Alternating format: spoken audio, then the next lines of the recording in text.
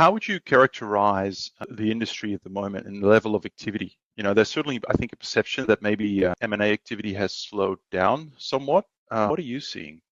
And in all fairness, I think one of the things that the first M&A experience of this whole space was really around the aggregators and the activity around brands. And so I think investors, even owners, we all have taken take a step back from sort of the investment world, if that makes sense.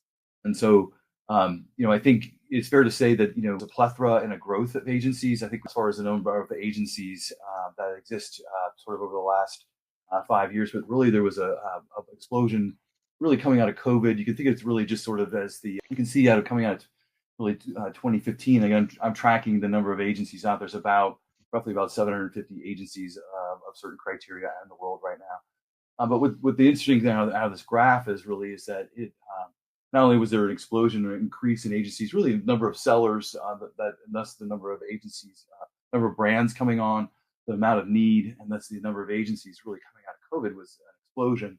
But really, we're seeing that the number of agencies has dropped off for a number of reasons. It's really hard to get into the space. It's really hard to deal with Amazon. I don't need to tell an Amazon agency owner what they have accomplished.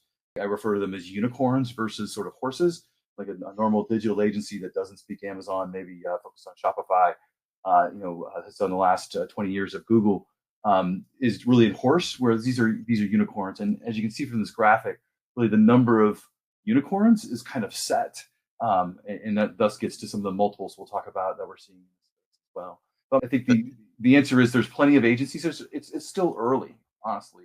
The space is, I know it's hard. A lot of sellers have been working with it, Amazon for 15 years. But really, I really equate it to the almost, really 2005 Google days when you still had SEO agencies, you still had agencies like that. There's still a lot of maturation to go on. But